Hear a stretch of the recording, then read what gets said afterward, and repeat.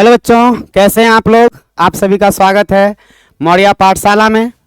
मैं सतीश सर आज ये आपका नया लेक्चर लेकर आया हूं।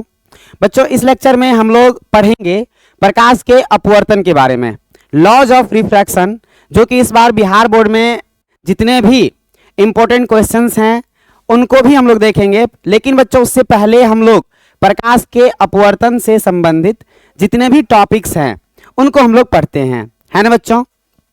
तो हमारा जो नया आज का चैप्टर है वो है प्रकाश का अपवर्तन, रिफ्रैक्शन ऑफ लाइट। ओके बच्चों, देखिए सबसे पहले हम लोग समझते हैं कि ये प्रकाश का अपवर्तन होता क्या है, रिफ्रैक्शन ऑफ लाइट का मीनिंग क्या है।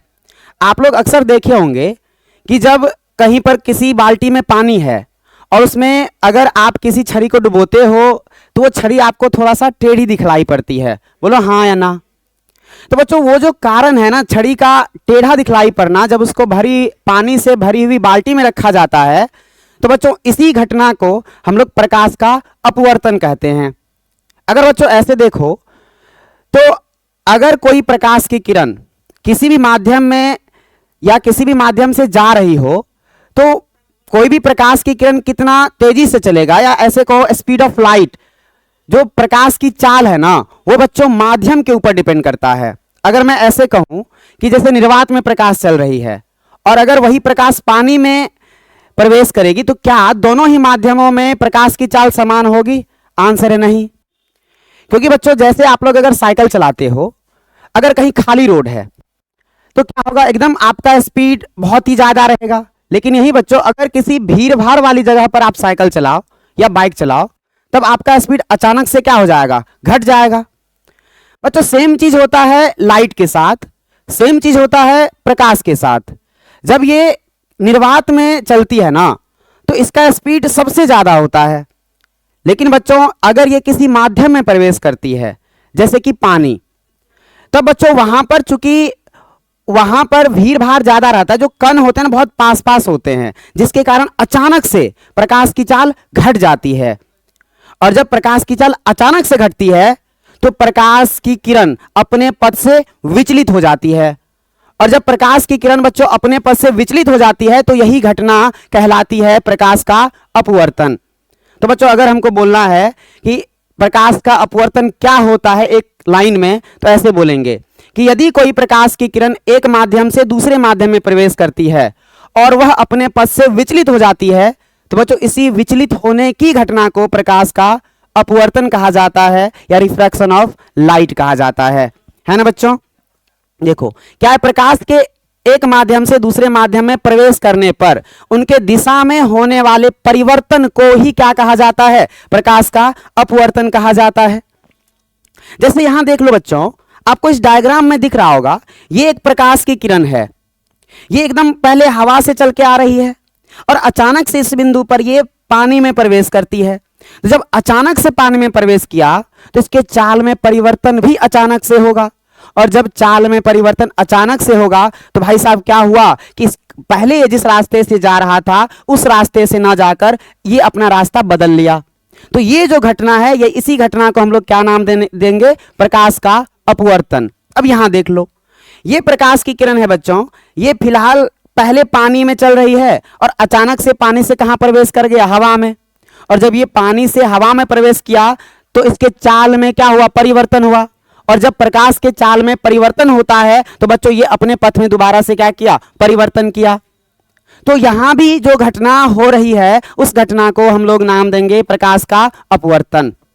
तो बच्चों आप लोग को ये समझ में आया होगा।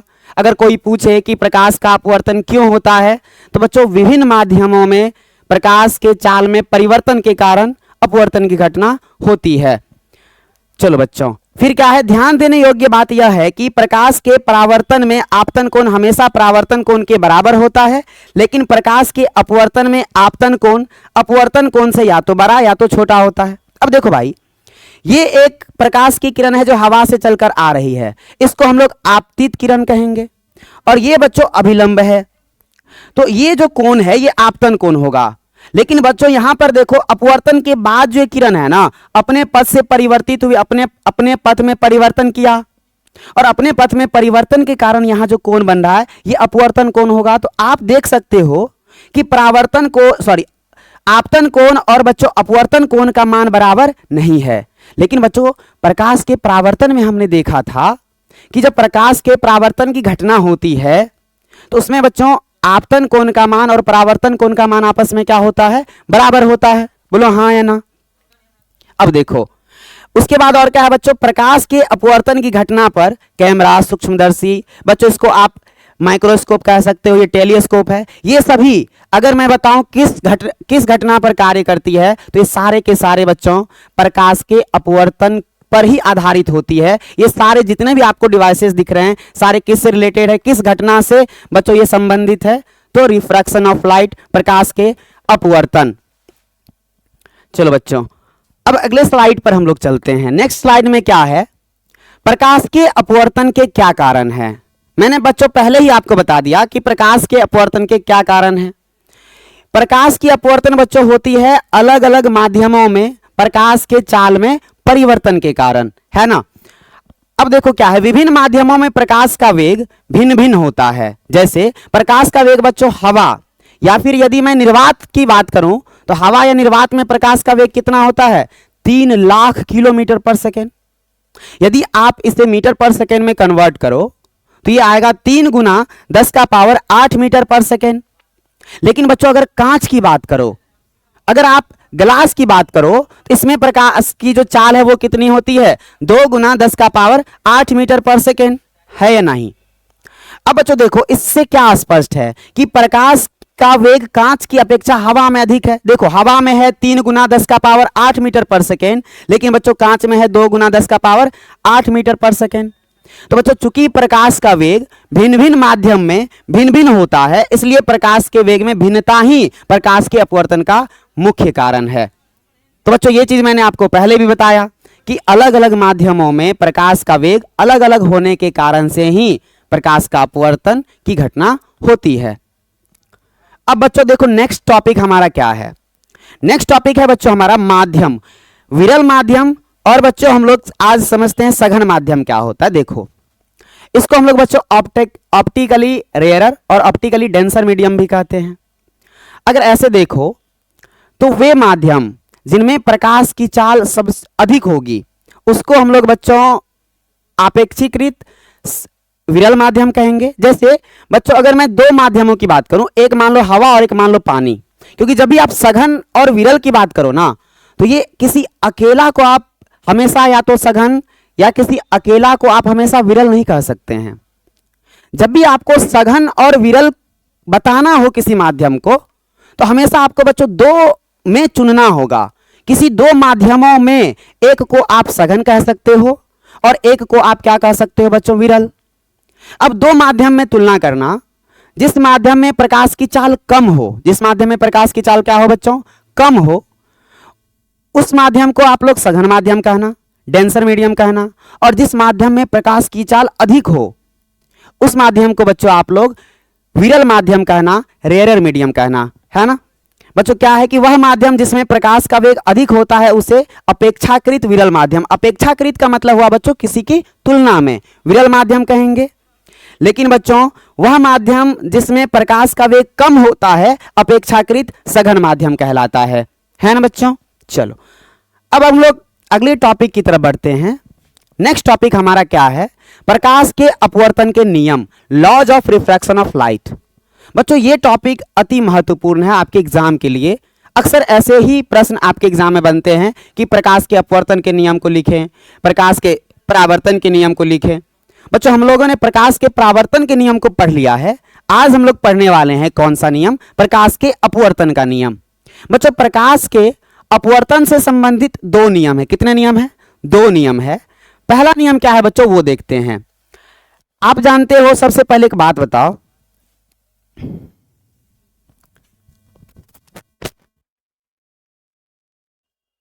बच्चों हम लोग पढ़ते हैं पहला नियम क्या है। सबसे पहले मैं आपको बताता हूं बच्चों क्या, कि मान लीजिए ये कोई क्या है, ये मान लीजिए बच्चों हवा है, ये क्या है हवा, और नीचे क्या है पानी, ठीक। सबसे पहले कुछ टर्म्स है जिसको समझना बेहद ही जरूरी है आपको, अगर आप अपवर्तन के नियम को समझना चाहते हैं तो। क्या क्या चीज बच्चों? यदि इसको हम अभिलंब माने, क्या माने बच्चों? अभिलंब। क्या माने इसको? अभिलंब।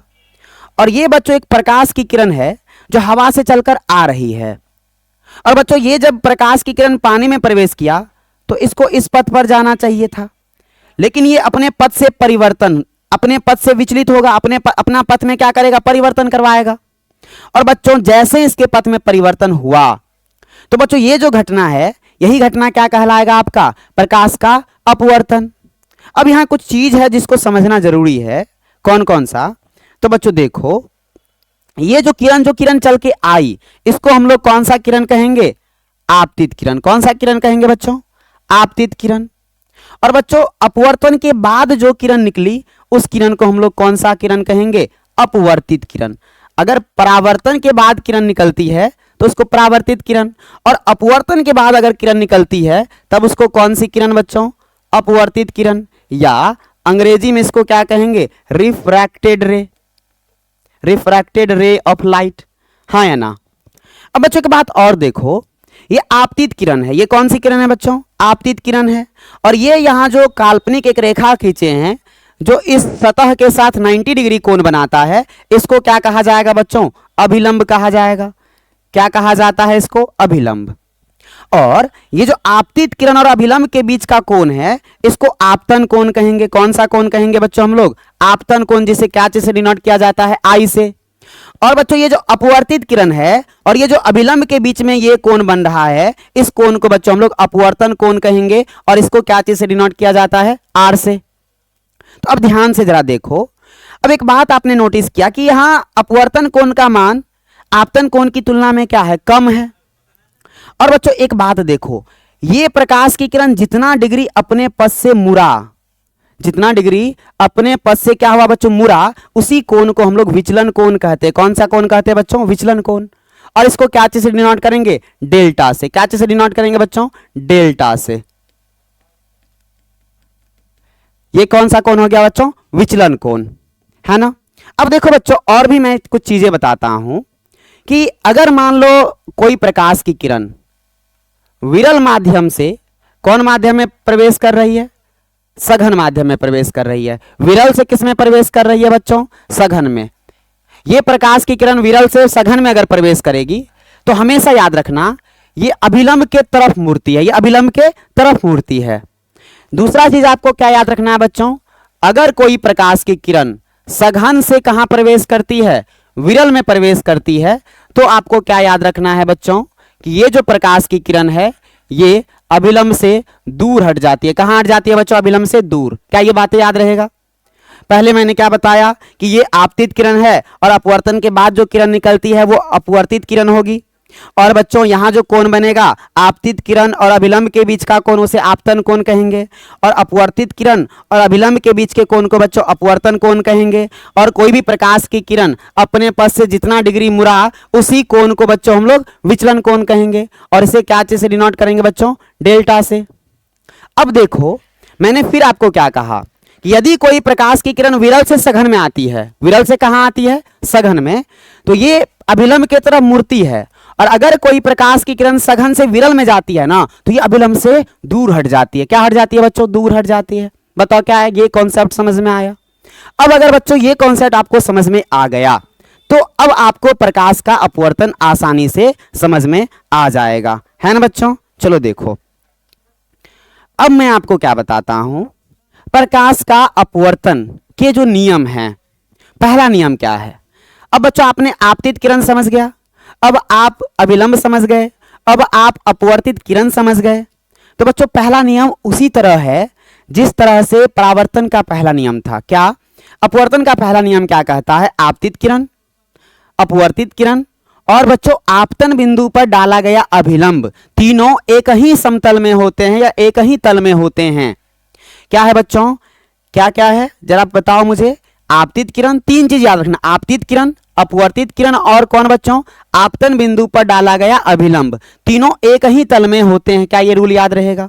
जैसे बच्चों अगर यहां देखो, यहां पर मैं अगर बच्चों बनाने का प्रयास करूं, ये मान लो कोई क्या है, एक मतलब बच्चों लाइन है जो दो माध्यमों को अलग कर रही है।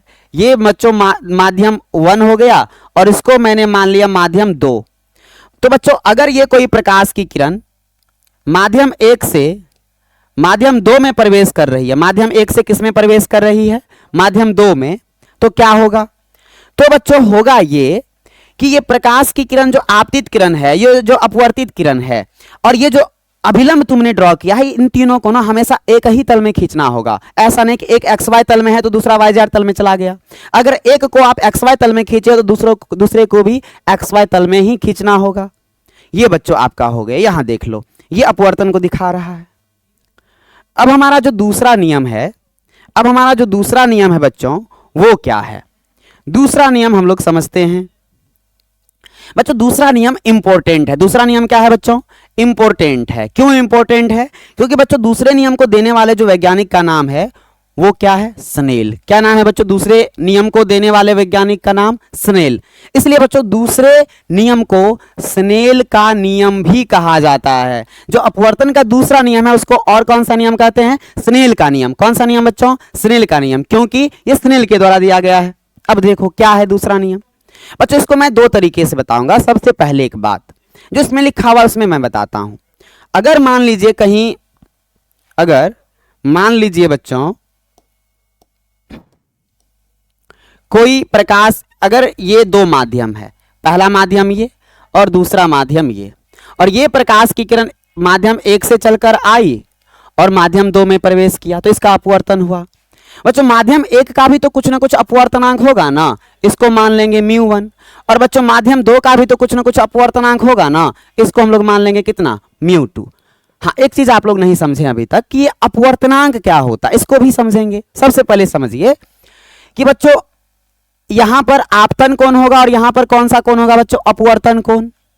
तो ये जो स्नेल है ना, ये आपतन कोण और अपवर्तन कोण में एक संबंध दिया। क्या दिया बच्चों? एक संबंध दिया। और ये संबंध संबंधित है किससे? माध्यम के अपवर्तनांक से, जिसके बारे में इसके बाद हम लोग डिस्कस करेंगे। मैंने क्या कहा बच्चों? ये जो स्नेल है ये अपने नियम में किस किस चीज में संबंध दिया? तो आपतन कोण और अपवर्तन कोण में। इन्होंने परावर्तन की तरह ये नहीं बताया कि आपतन कोण और अपवर्तन कोण का मान बराबर होता है, बल्कि ये चूंकि इसमें तो बराबर होगा नहीं, तो क्या रिलेशन है कि अगर बच्चों आपतन कोण का आप साइन लेते हो, मतलब ज्या लेते हो, जिसको आप क्या कहोगे? साइन आई। और बच्चों अगर आप अपवर्तन कोण का साइन लेते हो, साइन आर, तो बच्चों ये जो अनुपात है ना, किसी भी दो फिक्स माध्यम के लिए हमेशा ये अनुपात एक ही आएगा। भले ही आप आपतन कोण का मान कितना बढ़ा लो, तो उसके रेस्पेक्ट में जो भी अपवर्तन कोण होगा, और इन दोनों के अगर ज्या का अनुपात लोगे, इन दोनों का साइन का रेशियो लोगे, तो रेशियो हमेशा सेम आएगा। कंडीशन क्या है कि दोनों माध्यम हमेशा सेम होना चाहिए। प्रकाश की किरण अगर हवा से पानी में जा रहा है तो हमेशा हवा से पानी में ही जाना चाहिए। यही नियम बच्चों किसके द्वारा दिया गया है? स्नेल के द्वारा। क्या कि प्रकाश के किसी विशेष रंग के लिए, ये भी ध्यान रखना है, किसी खास रंग के लिए, ऐसा नहीं कि मतलब सभी प्रकार के रंग के लिए आपतन कोण की ज्या, किसके कोण की ज्या बच्चों?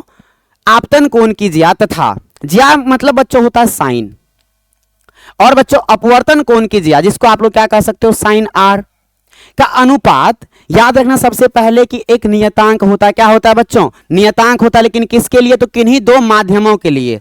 ऐसा नहीं कि हर बार माध्यम चेंज करोगे तो भी आपको अनुपात सेम आएगा। तो क्या याद रखना है? अपवर्तन के दूसरे नियम में, या फिर इसी को बच्चों स्नेल का नियम भी कहा जाता है, आपतन कोण की ज्या और अपवर्तन कोण की ज्या का अनुपात हमेशा एक नियतांक होता है।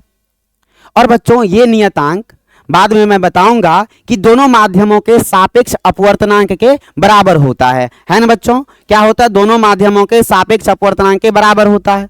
तो बच्चों हम लोग क्या कह सकते हैं? सबसे पहले साइन आई बटे साइन आर बराबर क्या बच्चों? नियतांक। बराबर क्या? नियतांक। और ये बच्चों नियतांक ना दोनों माध्यमों के सापेक्ष अपवर्तनांक के बराबर होता है, और सापेक्ष अपवर्तनांक के चूंकि बराबर होता है तो बच्चों हम लोग इसको लिख सकते हैं साइन आई बटे साइन आर बराबर कितना बच्चों? म्यू। बोलो हाँ या बोलो ना। बच्चों जहां म्यू को तो फिलहाल नियतांक कह लो, लेकिन बाद में मैं बताऊंगा यही म्यू किसको रिप्रेजेंट करने के लिए प्रयोग किया जाता है? तो अपवर्तनांक को रिप्रेजेंट करने के लिए प्रयोग किया जाता है। बताओ क्या है बच्चों? ये समझ में आया? तो हम लोग को याद रखना है अपवर्तन के कितने नियम हैं? दो नियम है। पहला नियम क्या है? आपतित किरण, अपवर्तित किरण और आपतन बिंदु पर डाला गया अभिलंब तीनों एक ही तल में होते हैं। दूसरा नियम क्या है बच्चों? आपतन कोण की ज्या तथा अपवर्तन कोण की ज्या का अनुपात हमेशा एक नियतांक होता है तथा बच्चों यह नियतांक उन दोनों माध्यमों के सापेक्ष अपवर्तनांक के बराबर होता है। और बच्चों ये भी याद रखना है, क्योंकि ये जो नियम है ना स्नेल के द्वारा दिया गया था, इसलिए इस नियम को स्नेल का नियम भी कहा जाता है। कौन सा नियम कहा जाता है बच्चों? स्नेल का नियम भी कहा जाता है। चलो अब हम लोग बच्चों आगे बढ़ते हैं। ये चीज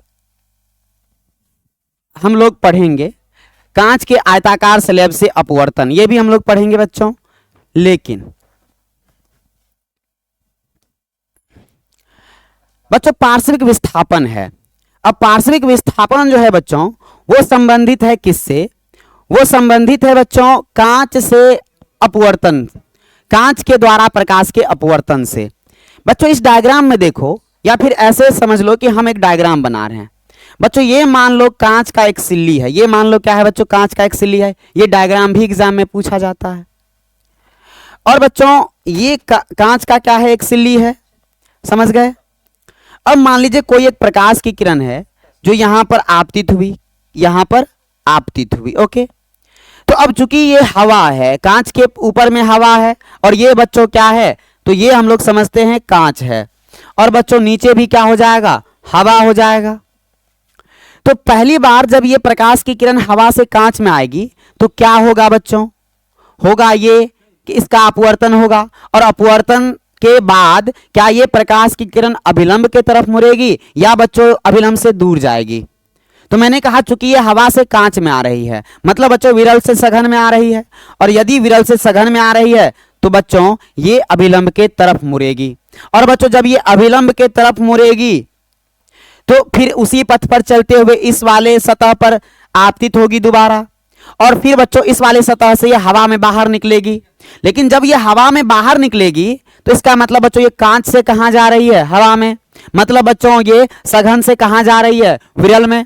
तो बच्चों जब ये सघन से विरल में जाएगी तो फिर से ये इसका अपवर्तन होगा, और बच्चों फिर से अपवर्तन होगा तो अपवर्तन के बाद ये अभिलंब से दूर हटेगा। क्या होगा बच्चों? ये अभिलंब से दूर हटेगा। क्यों?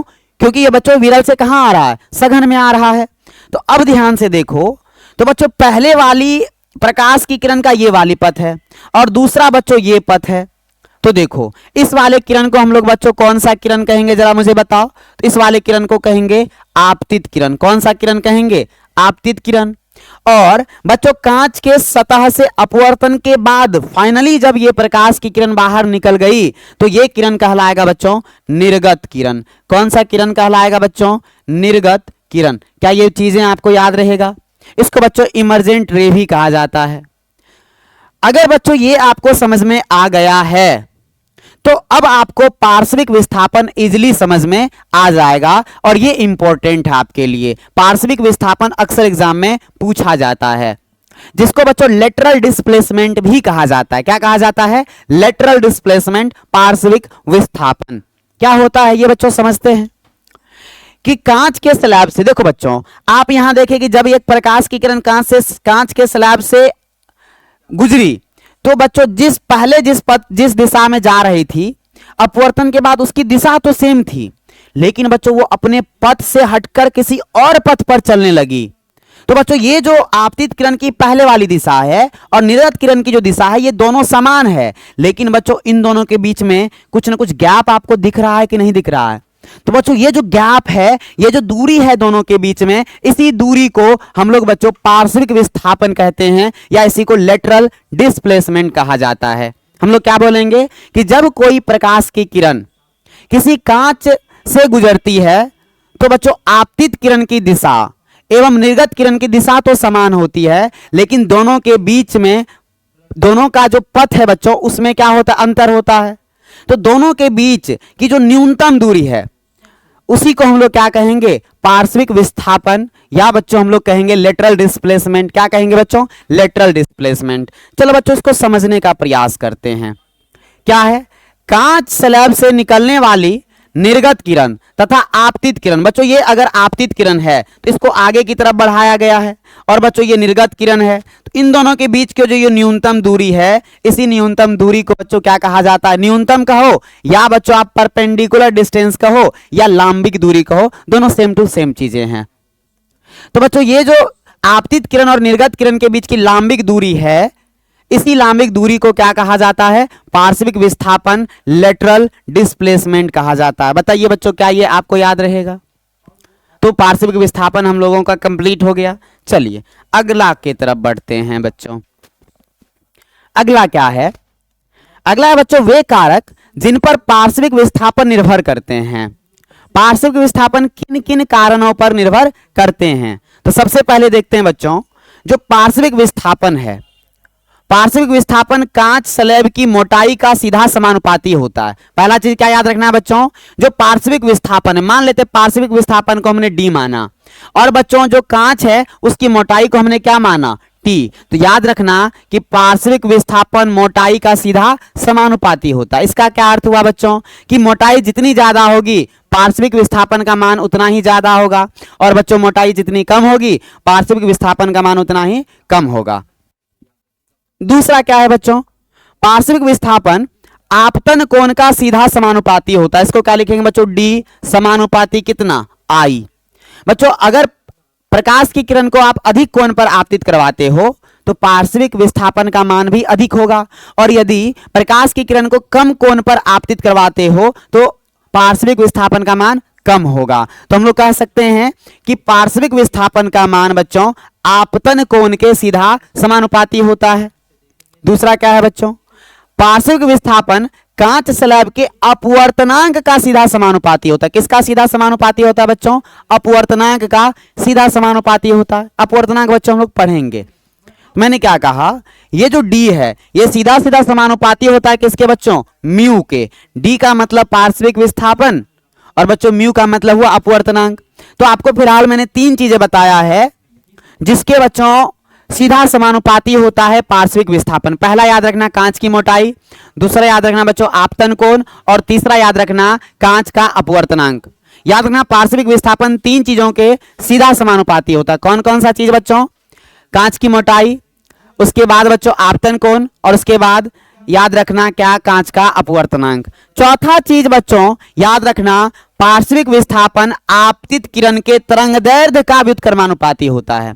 बच्चों पार्श्विक विस्थापन इस बात पर भी निर्भर करता है कि कांच के स्लैब से, कांच के पट्टी से कौन से रंग का प्रकाश पास कर रहा है, क्योंकि बच्चों अलग अलग रंगों के तरंगदैर्ध्य का मान अलग अलग होता है। इसलिए हम लोग कह सकते हैं कि पार्श्विक विस्थापन का मान जो है बच्चों वो तरंगदैर्ध्य पर भी निर्भर करता है, और बच्चों याद रखना तरंगदैर्ध्य के व्युत्क्रमानुपाती होता है। तो आपको चार चीजें याद रखना है कि पार्श्विक विस्थापन का मान तीन चीजों के समानुपाती होता है और एक चीज के व्युत्क्रमानुपाती होता है। कौन कौन सा तीन चीज है बच्चों? तो कांच के मोटाई के समानुपाती, आपतन कोण के समानुपाती, कांच के अपवर्तनांक के समानुपाती। लेकिन बच्चों जो प्रकाश है उसके तरंगदैर्ध्य का व्युत्क्रमानुपाती होता है। क्या ये बात याद रहेगा बच्चों? चलिए ये हमारा कंप्लीट हो गया। नेक्स्ट टॉपिक की तरफ हम लोग बढ़ते हैं, और टॉपिक का नाम क्या है बच्चों? प्रकाश के अपवर्तन का प्रभाव। प्रकाश के अपवर्तन का क्या बच्चों? प्रभाव। ये जो प्रकाश के अपवर्तन की घटना होती है इसका क्या क्या प्रभाव है उनको हम लोग जानने का प्रयास करते हैं बच्चों। देखिए पहला क्या है? प्रकाश का अपवर्तन प्रकाशीय भ्रम, ऑप्टिकल इल्यूजन को दर्शाता है। कुछ प्रमुख प्रकाशीय भ्रम इस प्रकार है। बच्चों प्रकाशीय भ्रम क्या होता है वो मैं आपको बताता हूं। जैसे अक्सर आप लोग क्या है कि रोड पर चलते होंगे बाइक से या फिर किसी भी गाड़ी से, तो आपको सड़क पर कुछ दूरी पर पानी नजर आता होगा, और बच्चों कुछ दूरी पर जब पानी नजर आता है लेकिन वहां जब आप पहुंचते हैं तो वास्तव में वहां पानी नहीं होता है। तो ये जो बच्चों भ्रम है पानी होने का, ये भी कहीं ना कहीं प्रकाश के अपवर्तन से भी संबंधित है। ये आगे पढ़ाऊंगा मैं जब मैं बच्चों पूर्ण आंतरिक परावर्तन पढ़ाऊंगा।